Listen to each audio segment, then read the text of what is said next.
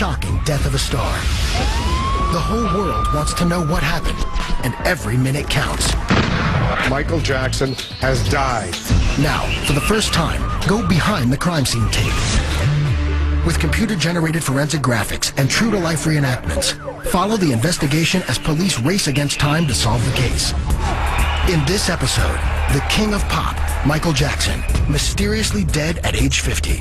He's not breathing, and we're trying to pump him, but he's not responding to the CPR or anything. Go inside the frantic attempts to save Michael's life. Our firefighters found the doctor doing CPR. Mr. Jackson was in dire straits.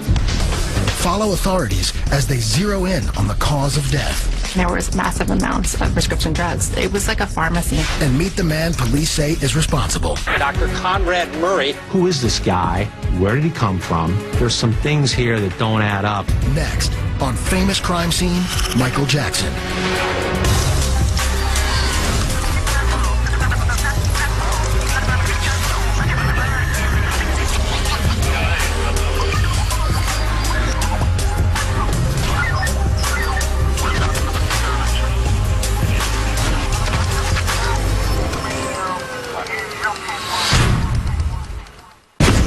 June 25th, 2009, Staples Center, Los Angeles, just after midnight.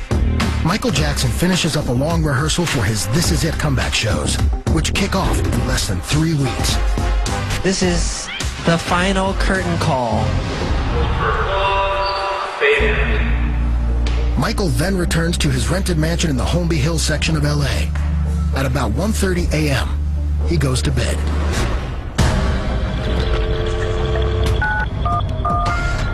We have a gentleman here that needs help, and he's not breathing. He's not breathing, and we're trying to pump him, but he's not. Okay, how old is he? He's 50 years old, sir. 50. He's unconscious. He's not breathing. We got the call at 12:21. There was no identification by the caller of who he was or who was having the medical issues. But we knew that someone was in dire straits.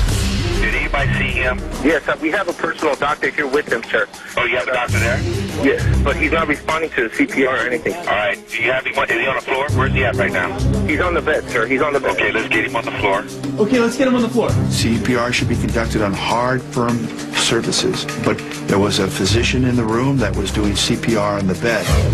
A hard surface is critical for proper CPR, so the patient's heart can be compressed effectively between the breastbone and the spinal column. When Michael's given CPR in his bed, he's simply being pushed down into the mattress. The compressions can't squeeze his heart enough to pump blood to the brain and other organs. The biomechanics of CPR are very straightforward.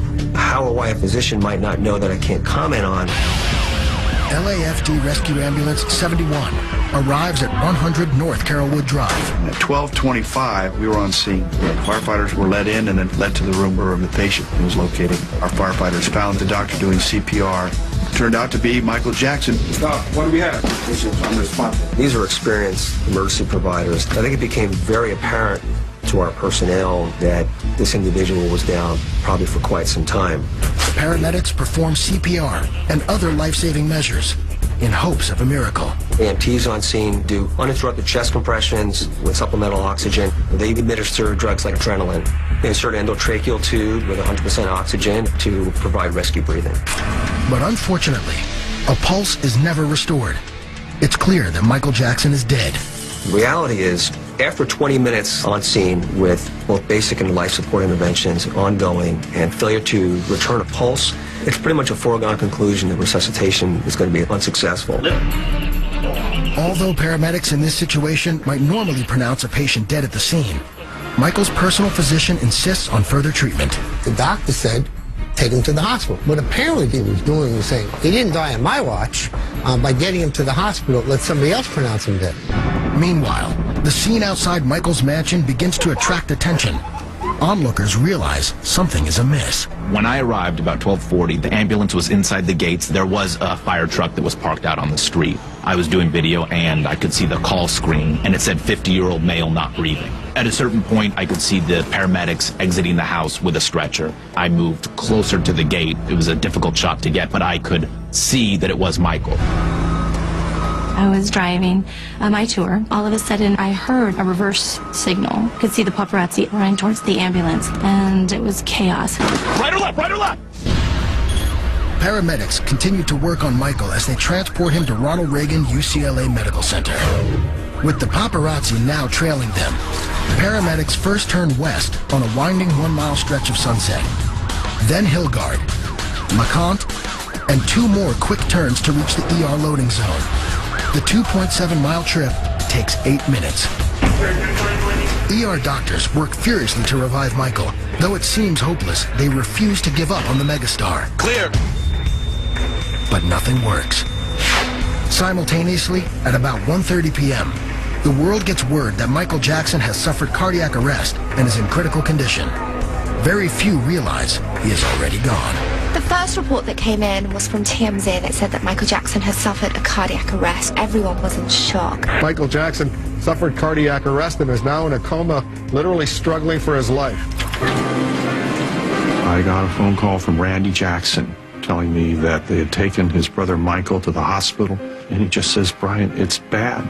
Meet me there." Family members were arriving, so you had all this grief and anguish unfolding, and within 30 minutes, hundreds of fans started to show up at that hospital. And we were all waiting on word. Both the Los Angeles Times and CBS News are both now reporting that Michael Jackson has died. My brother, the legendary king of pop, Michael Jackson, passed away on Thursday, June 25th, 2009 at 2:26 p.m. It is believed he suffered cardiac arrest in his home. I was wanting to see him in concert. It's not fair that he's... At 10 a.m. on June 26th, the autopsy of Michael Jackson begins. 3 hours later, LA's chief medical examiner issues a statement. There was no indication of foul play. The medical examiner has ordered additional testing. Those tests will take approximately 4 to 6 additional weeks. With all signs pointing to a prescription drug overdose, the focus remains on Michael's private physician, Dr. Conrad Murray, who is still missing.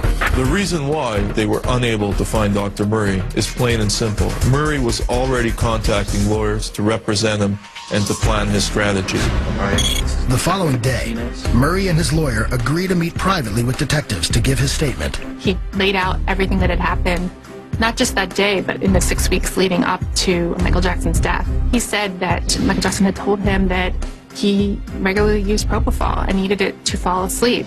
And Dr. Murray had been giving him quantities of it every night for 6 weeks, and then became concerned that he was becoming addicted to it. So that night, he had essentially given him substitute. Though his lawyers will later claim Murray made unspecified mistakes recounting his timeline, this is what he tells police. Starting at 1:30 a.m., he gave Michael a Valium. 30 minutes later, Michael was still awake, so he administered the sedative Ativan via IV. For the rest of the night, Murray alternated between doses of Ativan and another sedative, Versed, every few hours. Still, nothing worked. And then at that point, they had said that Michael Jackson asked for what he called his milk.